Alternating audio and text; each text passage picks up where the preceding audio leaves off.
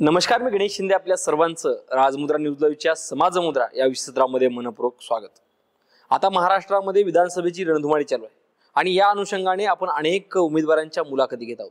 त्यामध्येच आज राजमुद्राच्या समाजमुद्रा या विशेष सत्रामध्ये आपण संवाद साधणार आहोत नांदेड उत्तर विधानसभा मतदारसंघाचे महाराष्ट्र नवनिर्माण सेनेचे अधिकृत उमेदवार सदाशिव व्यंकटराव आरसुळे पाटील यांची.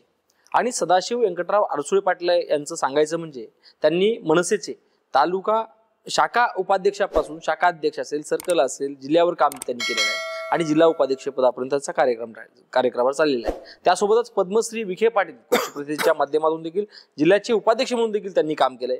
त्यांच्याशी आपण संवाद साधणार आहोत. सर नमस्कार. नमस्कार सर. सर, तुम्ही महाराष्ट्र नवनिर्माण सेना म्हणजे मनसेचे तुम्ही आज नांदेड उत्तरचे अधिकृत उमेदवार आहात. एक मतदानाला एक जवळपास 5 ते 6 दिवस बाकी राहिलेत. एकंदरीत आपलं कशी चालू आहे, प्रचार यंत्रणा कशी चालू आहे, काय सांगाल, काय काय वाटतं? एकंदरीत जर प्रचाराचं सांगायचं म्हणलं तर मी डोर टू डोर प्रचार करत आहे आणि संपर्क माझा ग्राउंड लेवलला पहिलेपणापासून आहे. मी आय थिंक आज 8 ते 9 वर्षापासून मी काम करतो. शेतकऱ्याच्या धुरावर आहे, बांधावर आहे, ऊस क्षेत्र असल्यामुळं. आणि नांदेड उत्तरमध्ये जर विचार करायला गेलं तर नांदेड उत्तरचा जे पट्टा आहे इकडं आसनापासून ते इकडं गोदावरीपर्यंत, आणि नद्या आल्या म्हणल्याच्या नंतर ऊस आला म्हणल्याच्या नंतर त्याच्यात मी आलो. तोडीपासून वाहतुकीपर्यंत, ऊसाच्या लागवडीपासून तोडीपर्यंत मीच आहे. त्याच्यामुळं ग्राउंड लेवलला प्रत्येक शेतकरी, प्रत्येक गावाच्या धुऱ्यावर, बांधावर प्रत्येकाचा आजूबाजूचा धुरे भाऊ सुद्धा मला ओळखते. आणि इतक्या ग्राउंड लेवलला काम केल्यामुळं मला ते साहजिकच सोपं चाललंय. ग्राउंड लेवलला असल्यामुळे मला ते आणखीनही सोपं चाललंय, कारण की मी काम केलं ना, त्यांचं सेवा केली, त्याच्यामुळेच मला चांगला प्रतिसाद मिळतोय. आता गावागावामध्ये तुम्ही फिरत आहात, मला वाटलं बरेच या मतदारसंघात बरीच गाव आहेत. गावात गेल्यानंतर लोक काय म्हणतात, काय वाटतं? लोक म्हणतात की चांगली गोष्ट वाटली की राजसाहेबांना एक सच्चा आणि मनापासून काम करणाऱ्या माणसाला संधी दिली. या गोष्टीला खरोखर असं विचार करायचा म्हणलं तर लोक खुश आहेत या विषयावर की बाबा एका चांगल्या माणसाला आपण संधी दिली राजसाहेबांनी काम करायची, आणि त्या संधीचाच फायदा घेऊन मला वर पाठवायची शेतकऱ्यांची इच्छा आहे. कारण की त्यांचे प्रत्येक प्रश्न मला माहिती आहेत. मी स्वतः शेतकरी असल्यामुळे, शेतकऱ्याचा पुत्र असल्यामुळे, प्रत्येक गोष्टीला मी तोंड दिल्यामुळे मला सगळ्या अडचणी माहित आहेत. नक्कीच आरसुळे पाटील, आपण अनेक वर्षापासून फिरत आहात, सांगत आहात, आणि शेतकऱ्यांच्या बांधावर जाऊन तुम्ही काम केलंय. हे सगळं फिरत असताना आजपर्यंत झालेले आमदार आहेत सध्या आणि विद्यमान आमदार असतील, यांच्या एकंदरीत कामगिरीवर आपण समाधानी आहात का? त्यांनी कामं चांगली केली का, कशी केली, काय सांगाल यावर? त्यांनी जर कामं चांगली केली असते तर मला विषयच येत नव्हता. नाही केली त्यांनी. आज इतके दिवस झाले ते काय करतात, भूलथापा देत आहेत, तोंडाला पानं पुसतायत. आता मी नदीकडच्याच गावचा आहे, माझं गाव बोंडार आहे प्रॉपर. लहानपणापासून मी पाहतो आमच्या शेतामध्ये वर्षामध्ये 4 ते 5 पुरं येतात. शेतामध्ये आमच्या पीक नावाचं राहतच नाही काही. आसना नदीच्या काठाला आमचं जे गाव आहे बोंडार गाव, आमच्या घरापर्यंत पाणी येते. त्याच्यामुळं मला शेतकऱ्याच्या सगळ्या समस्या माहिती आहेत. आणि ते जर काम यांनी केले असते, त्याला जर काही उपाययोजना केली असती तर मे बी आज मी उभंच टाकलो नसतो इथं. त्याच्यामुळं मला थांबायची दाट शक्यता. यांनी काहीच कामं नाही केली. आता तुम्हाला जर पाहायचं म्हणलं तर याच वेळेस जर पाहायचं म्हणलं, विद्यमान आमदार आपले कल्याणकर साहेब, पुलाचं उद्घाटन केलं त्यांनी. किती वर्ष झाले होत्या उद्घाटनात? काम नाही केलं त्यांनी. जर पुलाचं काम केलं असतं तर मे बी जे तुंब बसतंय पाण्याचा, त्या तुंबामुळं शेतकऱ्याच्या वावरात पाणी आलं नसतं. पाणी सरळ निघून गेलं असतं, पाणी ओसरलं असतं, आमच्या वावरात पाणी नाही आलं असतं, पीक आमचं आलं असतं. हे करत नाहीत. नारळ फोडलं परंतु काम झालं नाहीच झालं. कधी नारळ फोडले? नारळ 2 वेळेस फोडलं ना. म्हणजे काहीतरी केलं की नाही? सिमटाचं पोते का आले नाही? काही म्हणजे कामाला सुरुवात झाली नाही. ते तोंडाला पानं पुसतात. कामाची सुरुवातच झाली नाही ना. हे मला तुम्ही विचारायची गरज नाही, जनतेला सगळ्याच माहिती आहे. नांदेड उत्तरच्या प्रत्येक माणसाला माहिती आहे त्या आसना पुलाचं काय झालेलं आहे. माझ्या तोंडून वधून घेण्यापेक्षा प्रत्येकालाच तुम्ही बोला ना, त्याच्यातून तुमच्या लक्षात येईल की बाबा साहेबांनी काय केले. नाही आमच्या फक्त तोंडाला पाणी. आता याच विषयावर जर बोलायचं म्हणलं, उपाययोजना झाल्याच्या नंतर करण्यापेक्षा प्रिकॉशन केलेलं बरं. आता हे पुराचं जे पाणी येते, येऊन गेल्याच्या नंतर नेरली गावामध्ये जी घटना घडली, ती घटना घडली नसती. जे गावात टाकीला पाणी येते ते पाणी कुठून येते? नदीच्या विहिरीचं. बरोबर. आमच्याही गावात येते नदीच्या विहिरीचं. जेव्हा पूर ओसंडून गेला त्या टाइमला पुरामध्ये आलेले मृत जनावर आहेत ते विहिरीत येणार. त्या विहिरीची स्वच्छता केली का? टाकीची स्वच्छता केली का? नाही केली. हे जर उपाययोजना प्रिकॉशन म्हणून जर केल्या असत्या, पहिले केल्या असत्या, तर मे बी अशा घटना घडल्या नसत्या. फार दुर्दैवाची गोष्ट आहे की बाबा अशा गोष्टी घडतात आणि त्याच्यानंतर तुम्ही आमच्या तोंडाला पानच पुसायला येत आहे म्हणजे लाजिरवाणी गोष्ट आहे सर. म्हणजे एवढा महत्वाचा प्रश्न असताना देखील विद्यमान आमदारांनी याच्या अगोदरच्या देखील आमदारांनी यावर लक्ष दिलं नाही. या गोष्टीवर तर लक्ष दिलंच नाही ना. मी काय सांगतोय, मी लहानपणापासून पूर पाहतोय.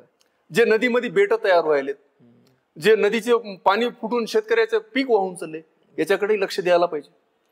गोरगरीब शेतकऱ्याकडे त्यांनी स्वतःच समजून पाहिलं पाहिजे. मी सांगायचं म्हणलं तर हे जे आमदार होते आजपर्यंतच्या इतिहासात पाहिलेले, इम्पोर्ट केलेले होते. ग्राउंड लेवलचा एकही नव्हता. जर ग्राउंड लेवलचा असेल, तळागाळातला असेल, माझ्यासारखा एखादा शेतकऱ्याचा जर पुत्र असेल तर त्यालाच माहिती असेल ना काय समस्या आहेत, काय काम आहेत त्याचे, काय करायचे त्यांना, हे मला माहिती आहे. त्या अनुषंगानेच मी मैदानात उतरलो, त्याच अनुषंगाने मी टक्कर द्यायलो त्यांना. आणि त्याच गोष्टीवर मला शेतकरी सगळे आत्मसात करतायत की हा आपला कोणीतरी आहे. नक्कीच सर, एक शेतकऱ्यांचे पुत्र असल्यामुळे तुमच्यामध्ये प्रचंड तळमळ आहे. आणि एकंदरीत आपण फिरत असताना मला वाटतं की तुमच्या समोर बरेच शिवसेना असेल, दोन शिवसेनेचे प्रतिस्पर्धी उमेदवार आहेत आणि एक मला एकंदरीत वाटतं की प्रस्थापित आणि धनशक्ती लाभलेले उमेदवार तुमच्या समोर आहेत. मग तुम्ही एक शेतकऱ्याचा मुलगा म्हणाल्या, मग यांच्याशी टक्कर देण्याचं कसं नियोजन आहे तुमचं, काय आहे? मी केलेलं कामच आहे ना साहेब. काम केले, पैशामुळे काही चालत नाही. हे तुम्ही जे सांगताय ते तिकीट घेण्यापासून त्यांनी प्रत्येक जणाच्या डोक्यावर हात ठेवले एकानं, आणि दुसऱ्यानं तर गद्दारीच केलेली आहे. आणि शेवटी विषय जे ते पैशाचा किंवा गद्दाराचा होत नाही. विजय तो होतो इमानदाराचा होतो, एकनिष्ठांचा होतो, शेतकऱ्याच्या पुत्राचा होतो. हे तुम्हाला मी दाखवून देईन येणाऱ्या 23 तारखेला. विजय माझाच होईल. आणि एक निवडणुकीची आचारसंहिता लागली आहे आणि प्रत्येकाला वाटत होतं की मला पक्षाचं तिकीट मिळावं, मला पक्षाचं तिकीट मिळावं लागलं. आणि बऱ्याच तुम्ही बोलताना देखील म्हणलं की बऱ्याच जणांच्या डोसक्यावर हात देखील ठेवावं लागला अनेकांना तिकीट आणण्यासाठी. एकंदरीत मग तुम्ही मनसेचं तिकीट आणलात, हे नेमकं तुम्हाला काय करावं लागलं, काय प्रोसेस होती? राजसाहेबांना सगळ्यात मेन एक तुम्ही सांगलेलं ऐकलं असेल की त्यांना सुद्धा पक्षप्रमुख व्हा असं खूप त्यांना आमंत्रण आलेत, सांगायचं म्हणलं तर दुसऱ्याही पक्षांचे. पण राजसाहेबाचा एकच एजेंडा आहे की ते म्हणतात मला माझे मुलं माझ्या मांडीवर मोठे करायचे, माझ्या मांडीवर मला माझे मुलं खेळवायचे. त्या अनुषंगानं आता खूप जण जाऊन आलेत, चौकटा झिजून आलेत आणि खूप जणांच्या चौकटीत गेलेत. मी त्यांचं नाव घेईना. त्यांनी आताच इतकं केलंय, ते नंतर आल्याच्या नंतर एकनिष्ठ राहतील याची शाश्वती काय? राजसाहेबांना सुद्धा हेच पाहिलं की माणूस एकनिष्ठ असायला पाहिजे, एका तत्वावर चालणारा असायला पाहिजे आणि थुकलेलं चाटणारा नसायला पाहिजे. या अनुषंगानेच मला विचार केला माझा की हा हे सच्चा आहे आपला मनसैनिक, हा करू शकतो. माझ्यावर विश्वास दर्शवला साहेबांना, मला खूप चांगलं वाटलं. त्या अनुषंगानेच मला उमेदवारी दिली साहेबांनी. नक्कीच लहान जरी कार्यकर्ता असला तर त्याच लहानाला मोठं करायची त्यांची राजसाहेबांची भूमिका होती. परंतु सध्या आपण महाराष्ट्रात बघितलंय, महाराष्ट्र आपला सुसंस्कृत महाराष्ट्र आहे आणि एकंदरीत महाराष्ट्रात सुसंस्कृत असताना शरद पवार जिवंत असताना त्यांचं घड्याळ चोरल्या गेलं असं म्हणतात आणि पक्ष फोडला गेला. बाळासाहेब ठाकरे यांची शिवसेना दोन झाल्या आणि त्या प्रकारची नांदेडमध्ये दोघांमध्ये टक्कर देखील आहे. एकंदरीत या महाराष्ट्राची जी परिस्थिती आहे पक्ष फोडाफोडी, आणि तुम्ही सांगता की महाराष्ट्र निर्माण सेनेचा काय अजेंडा आहे, आम्हाला पक्षाध्यक्ष व्हा म्हणलं तर आम्ही होऊ शकत नाही, कारण स्वतः करायचं आहे. या एकंदरीत परिस्थितीवर आपण कसं पाहता? जे तुम्ही विचारलं साहेब बरोबर आहे. महाराष्ट्र संस्कृत आहे, होता आणि राहणार. महाराष्ट्राच्या संवर्धनासाठीच आम्ही काम करतोय. महाराष्ट्राच्या मायबोली भाषा मराठीसाठी आम्ही काम करतोय. महाराष्ट्राच्या एकनिष्ठेसाठी आम्ही काम करतोय. राजसाहेबाचंही म्हणणं तेच आहे की एकनिष्ठांचा विचार केला पाहिजे. आणि जनतेला माहिती आहे गद्दार यांनी पाठीत वार करून बाहेर निघालेत आणि निघाले. बरं ठीक आहे, जे आहेत ते सुद्धा एकनिष्ठ नाहीत ना. कितीतरी पक्ष बदलले यांनी सुद्धा, आणि ते शिवसेनेत असून ते सुद्धा बाहेर पडलेत. तर जनता मला वाटत नाही की त्यांना डबल थारा देईल. जनताही इमानदाराकडेच पाहते आणि इमानदार आहे, आम्ही एकनिष्ठ आहे. मे बी आमच्याकडे पाहणारच जनता, हमखास पाहणार, हेच सांगायचं साहेब. नक्कीच अडसुळे सर, आपण फिरत असताना नेमकं या आपल्या मतदारसंघातल्या अजून काय काय समस्या आहेत की त्या समस्याचे अजून देखील प्रश्न सुटले नाहीत असं आपल्याला वाटलं? म्हणजे कोणकोणत्या समस्या आहेत अजून देखील? प्रश्न सांगायचे म्हणलं तर आणि समस्या जर बोलायचं म्हणलं तर या समस्याच्या विषयी सांगायचं तुम्हाला, यांनी निवारण एकही समस्याचं केलं नाही. यांनी फक्त आणि फक्त पानं झाकलेत, कपडे नाही घातले. कोणतंही काम केलं तर तात्पुरतं काम केलं. जे पकावटीचं, मजबूतीचं आणि टिकाऊ काम एकही नाही झालं. प्रत्येक विकास करायचा म्हणलं तर रस्ते केले. काय केले रस्ते? साईट साफ केल्या म्हणजे रस्ते होतात. एका रस्त्याचे 3-3, 4-4 उद्घाटन केल्यानं रस्ता होतो. ऍक्च्युअल कामही करावं लागते आणि ते विकास नाही झाला आपल्या उत्तरमध्ये. प्रत्येक गल्लीमध्ये जा तुम्ही, कोण्या एरियामध्ये जा, अहो जायचं म्हणलं तर पॅन्डवरी करून जावं लागतं. गाडी कशी नेणार? देश कुठं चाललाय आपला आणि आपण कुठं चाललोय हे जनतेला माहिती आहे, सांगायची गरज नाही. विकास आपला झालेलाच नाही.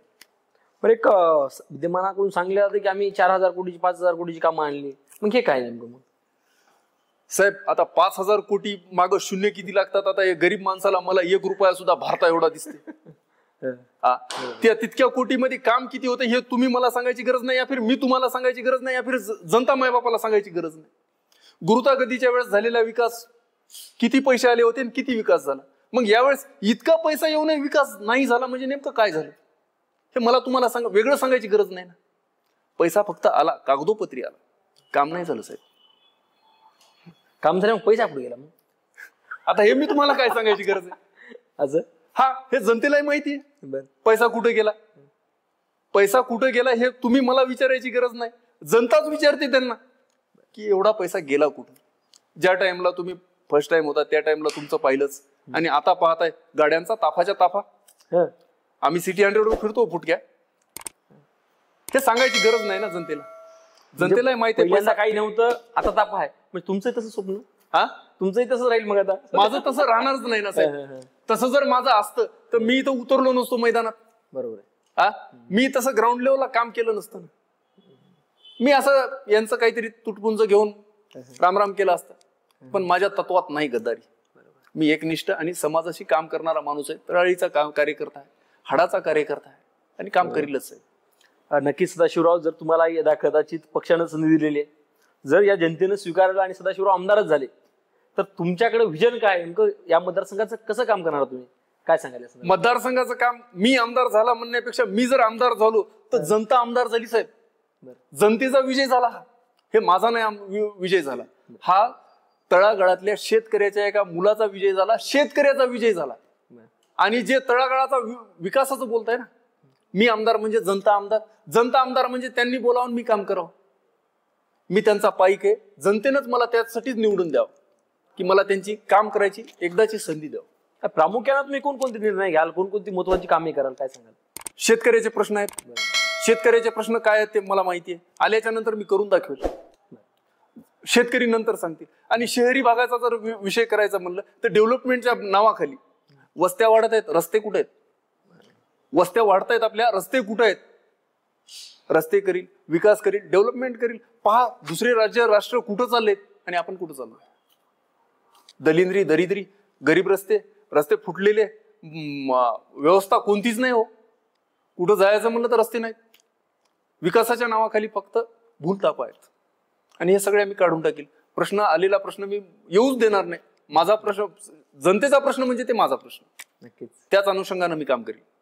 नक्कीच सर, तुमचं फार विजन मोठं आहे. तुम्हाला आमच्याकडून देखील खूप खूप शुभेच्छा. त्यासोबत सर एक 10-15 महिन्यापासून सातत्यानं मनोज पाटील जरांगे यांच्या वतीनं मराठा आरक्षणाचा मुद्दा हा वाढत चाललाय. अजून देखील आरक्षण दिलं नाही. जवळपास फडणवीसांनी एक 14-15 जाती ओबीसी मध्ये घातल्या, परंतु मराठा समाजाला अजून देखील ओबीसी मध्ये प्रवेश केला नाही आणि मागणी पूर्ण केली नाही. या सगळ्या बाबीकडे आपण एक युवक म्हणून काय कसं पाहता? सर आरक्षण, आता माझं शिक्षण झाले, आरक्षणाची काय तळतळ असते ते मलाही माहिती आहे. मी ज्या वर्गात शिकत होतो त्या वर्गात माझी फीस काय होती, माझी रँक काय होती ते, आणि दुसऱ्यांची काय होती तेही मला माहिती आहे. आरक्षणाच्या मुद्द्यावर प्रत्येक चळवळीमध्ये, बहुजनाच्या प्रत्येक चळवळीमध्ये, प्रत्येक आंदोलनामध्ये आम्ही सहभागी होतो. मग जनताही आम्हाला पाहिलंच ना. त्या गोष्टीने आम्हाला काम करायची संधी देईल जनता. आणि आरक्षणाचा जर विषय पाहिला तर पाहिजे ना, आरक्षण मागास आहे हो मराठा समाज, खाण्यासाठी महाग आहे. शेतकरी म्हणल्याच्या नंतर कुणबी समाज, मराठा समाज आहे जास्त, आणि ते सध्याच्याला महाग आहे हो खाण्यासाठी, खूप परेशान आहे. त्याच्यामुळे आरक्षण लागते साहेब, मराठ्यांना आरक्षण लागते. नक्कीच साहेब, बरोबर आहे. त्यासोबत एकंदरीत आपण फिरत असताना आणि आम्ही एक दोन वेळेस जनतेचा पोल घेत असताना लोकांचं असं म्हणणं आहे की सोयाबीनला आमच्या भाव नाही, आमची प्रचंड महागाई वाढली. ह्या एकंदरीत परिस्थिती कशी सध्या आहे तर आहेच ना साहेब. रास्त भाव, आमच्या सोयाबीनाचा भाव काय होता आणि आज कुठं आहे? महागाईचा दर, पेट्रोल काय होतं, खाण्याचं तेल काय होतं, साखरेचे भाव काय होते, कापसाचे भाव काय झालेत. शेतकऱ्याला पिसल्या चाललंय साहेब. महागाई वाढत चालली आणि आमच्या रास्त मालाला भाव मिळत नाही. शेतकऱ्याची फार दुर्दैवी अवस्था आहे सध्याच्या काळात. त्याच योगानं मला काम करायचंय, त्याच मुद्द्यावर मी काम करणार आहे आणि शेतकऱ्यांसाठी होईल तेवढं तर मी करणार आहे. ते मला सांगायची गरज नाही, कारण की मी शेतकरी आहे. नक्की सर, त्यासोबतच राजमुद्रा न्यूजच्या माध्यमातून संपूर्ण नांदेड उत्तर मतदारसंघातील जनतेना नेमकं काय आव्हान कराल, काय सांगाल? जनतेला मी एवढंच म्हणेन की शेतकऱ्याच्या मुद्द्यावर काम करण्यासाठी आम्ही, ग्राउंड लेवलला काम करायला आम्ही, प्रत्येक चळवळीत आम्ही, बहुजनांच्या चळवळीत आम्ही, सेवा करायला आम्ही, अन्याय होत असेल आम्ही, कोर्ट कचेऱ्या असतील आम्ही, प्रत्येक मुद्द्यावर आम्ही, तर मग मतदान सुद्धा आम्हालाच देईल आणि जनतेने द्यायलाच पाहिजे. एवढंच आवाहन करेल की जनतेनं आम्हाला एक वेळेस काम करायला संधी द्यायला पाहिजे. या गद्दारांपेक्षा तर आम्ही लाख पटीनं बेटर. आणि आमची पळायची इच्छा आहे, आमची काम करायची इच्छा आहे, मी जवान आहे, नवयुवक आहे, या अनुषंगानं तरी जनतेनं आमच्या गोरगरिबाच्या लेकराकडे एक वेळेस पाहायला पाहिजे. आणि पाहिलंच जनता, याच्यात मला पूर्णपणे 100% शाश्वती आहे साहेब. येत्या 20 तारखेला जनतेला मी असं आवाहन करतो. मी सदाशिव व्यंकटराव आरसुळे, अनुक्रमानिका नंबर 4 वर आमची रेल्वे इंजिन निशाणीचं बटन दाबून मला विजयी करा. शेतकऱ्याच्या पुत्राला संसदेत प्रश्न मांडण्यासाठी मायबापांनी मला आशीर्वाद द्यावे. धन्यवाद साहेब, आपण वेळातला वेळ काढून राजमुद्रा न्यूजच्या माध्यमातून संवाद साधला, त्याबद्दल पुन्हा एकदा तुमचे मनापासून धन्यवाद. हे होते महाराष्ट्र नवनिर्माण सेनेचे नांदेड उत्तरचे अधिकृत उमेदवार सदाशिव पाटील आरसुळे यांच्याशी आपण समाजमुद्रा या सत्रामध्ये संवाद साधलेला आहे. या संदर्भात नेमकं आपल्याला देखील काय वाटतं, आपले जर काही प्रश्न असतील ते प्रश्न तुम्ही कॉमेंट बॉक्समध्ये टाकून आम्हाला विचारू शकता. नक्कीच आम्ही त्या प्रश्नाची उत्तर जाणून घेण्याचा प्रयत्न करणार आहोत. त्यासोबतच राजमुद्रा न्यूज लाईव्ह सध्या विधानसभेच्या रणधुमाळीच्या माध्यमातून अनेक उमेदवारांच्या मुलाखती घेत आहेत. त्यांचं नेमकं विजन काय आहे, त्यांना विकास काय करायचा आणि प्रश्न काय तुमच्या मतदारसंघातले, या सर्व संदर्भात आपण मुलाखत घेत आहोत. त्या संदर्भात तुम्ही देखील तुमचं काही असेल तर आम्हाला नक्की कळवा आणि राजमुद्रा न्यूज लाईव्हचे संपूर्ण सत्र पाहत राहा. धन्यवाद.